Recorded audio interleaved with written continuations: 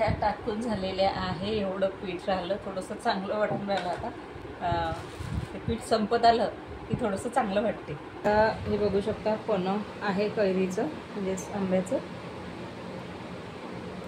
मस्त झालेलं आहे, थंड वगैरे करून. का अशी सेम टेस्ट त्याच्या घरी होती.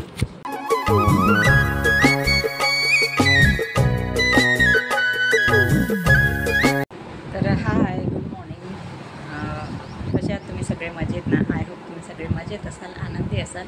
स्वागत आहे तुमच्या माझ्या ब्लॉग चॅनलमध्ये, ज्याचं नाव आहे नीतूस ब्लॉग. तर आजच्या ब्लॉगला सुरुवात झालेली आहे आणि आता मी सोलत आहे लसण. हे बघू शकता, इथे लसण सोलून घेत आहे. एवढं का बरं? कारण की मला आज बनवायच्या आहेत वड्या. तर हे बघा, असं लसण मी पहिल्यांदा सोलून घेते.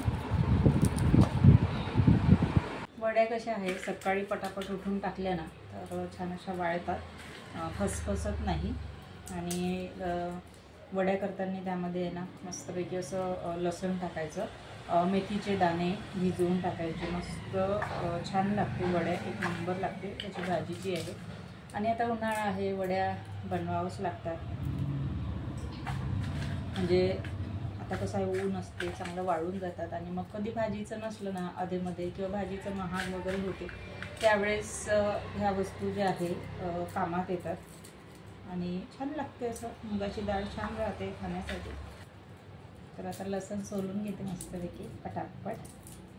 50 रुपये किलोचं लसण घेतलं आहे. कळ्या बारीक आहे, काही मोठे आहेत, पण फ्रेश आहे.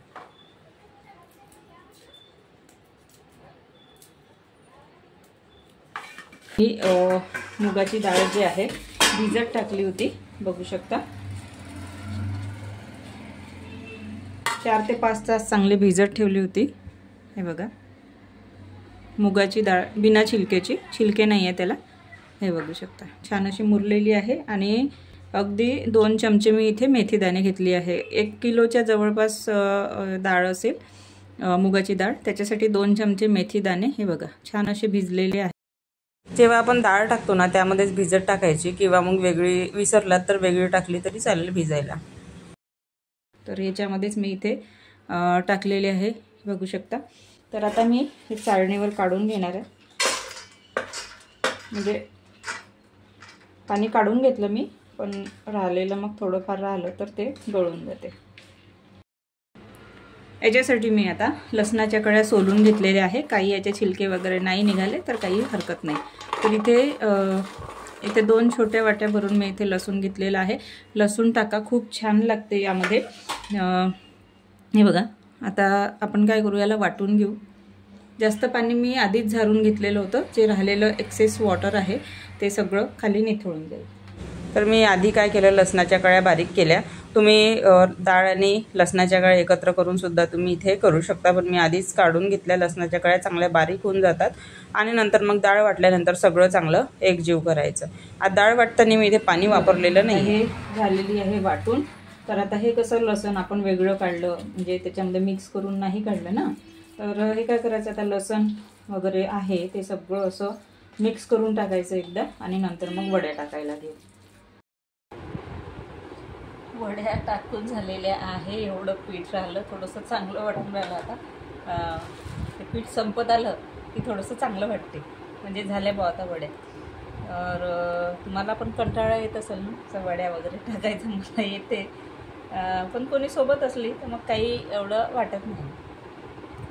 पण झाल्या आता. कडकडीत ऊन पाहिजे याला. आणि मग सायंकाळी 5-6 वाजता वगैरे याला एखाद्या वाट्यामध्ये वगैरे काढून घेऊ. आणि याला पुन्हा 2 दिवसाची ऊन देईल चांगली, म्हणजे छान ह्या वर्षभर बिलकुल खराब होत नाही वड्या. ऊन चांगली द्यायची, कडकडीत उन्हात वाळवून घ्यायचं. नाही तर मग थोड्याशा अशा ओलसर वगैरे असल्या ना की मग कशा त्या खराब होतात. त्यामुळे चांगलं कडकडीत उन्हात 2 दिवस तरी चांगले वाळवून घ्यायचे. मस्त याला आता वाळू द्यायचं. वरती आणून ठेवलेलं आहे, बघू शकता. टेरेसवर आलेलं आहे. इथे खालून असं लावलेलं आहे, बघू शकता. वीट लावली आणि दुसरं पण परडं आणून ठेवून देते आणि छान वाळू देते.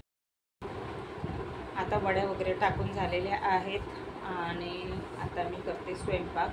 तर मला सांगते ना 11 ते 1 म्हणजे मला 2 तास तरी लागले आणि मध्ये मध्ये व्हिडिओ पण शूट करणं तर त्याच्यामध्ये पण वेळ गेला. तर 2 तास तर मोजून लागलेलेच आहे मला एकटीला.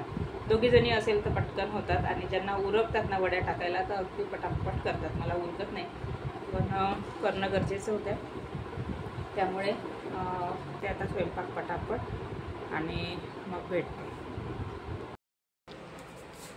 माझ्या बाबांनी भरपूर अशा आंबे पाठवलेले आहेत. तर याचा आता आपण बनवणार आहे पन्ह, मेथी आंबा आणि अजून भरपूर अशाच रेसिपीज ज्या की रेसिपी विथ नीतू या रेसिपी चॅनलवर येईल आणि या पण चॅनलमध्ये मी थोडंफार दाखवेन. तर मस्त असे आंबे पाठवलेले आहेत आणि छान फ्रेश आहे, तोडून आणलेले आहेत झाडाचे. तर सध्या छोटे आहेत पण आपण पन्ह वगैरे ठेवू शकतो. तर आता मी पन्ह बनवणार आहे. त्याच्यासाठी जे आहे आंबे स्वच्छ धुवून घेतले आणि ते आता कुकरमध्ये टाकले आणि पाणी टाकते आणि 2 ते 3 शिट्ट्या चांगल्या घेऊन घेते. आता आंबे चांगले उकडून झालेले आहेत. कुकर काढून घेऊ.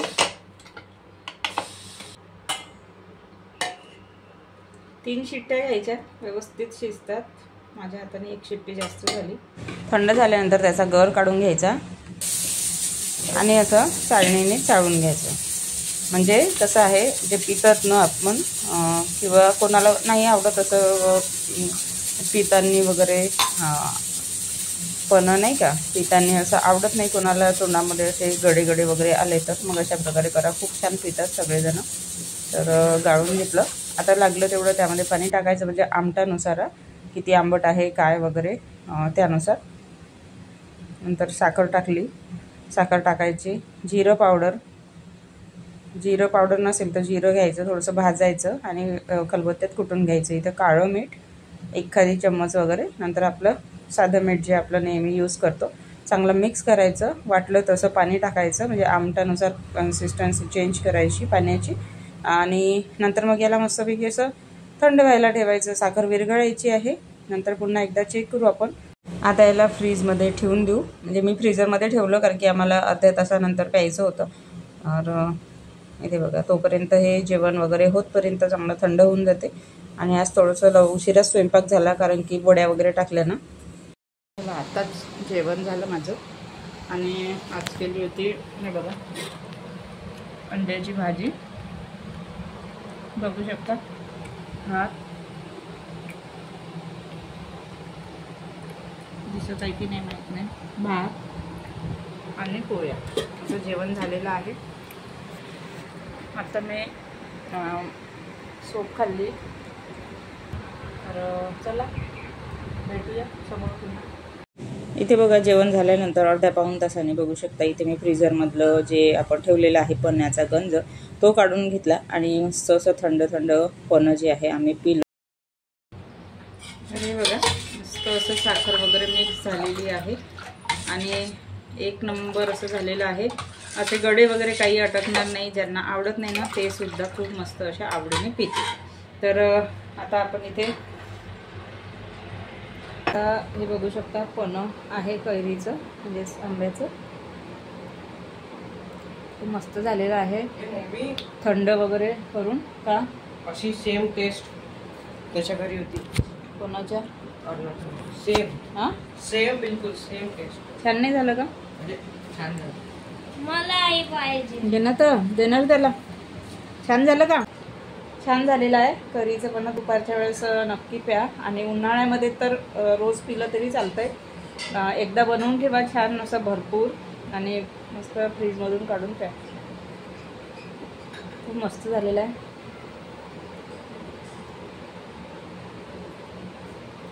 कसं झालं भाऊ? ये पी. कसं झालं सांग. पीत नाही आपण पण याला आज आवडलं मला असं. छान आहे. छान आहे ना? टेस्टी.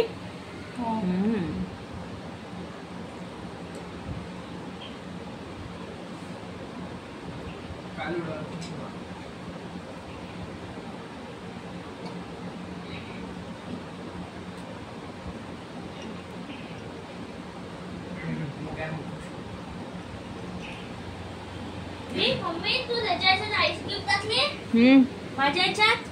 मला आईस नाही खाऊ, तू आईस नाही खाऊ. त्याला खोकला त्याला पण.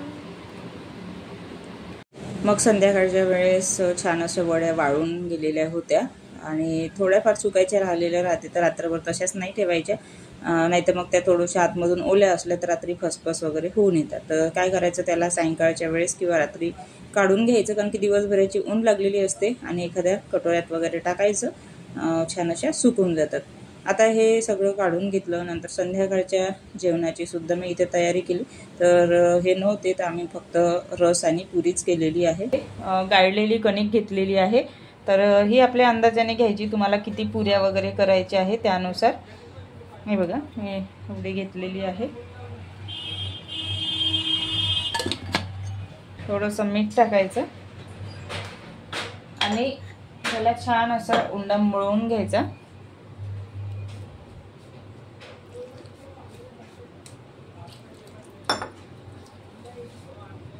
बघा मस्त असा घट्टसर उंडा मळून झालेला आहे. आता याला काय करायचं, रेस्ट करायला ठेवू, तोपर्यंत आपण आंब्याचा रस बनवून घेऊ. बघा डब्याने झाकून ठेवते.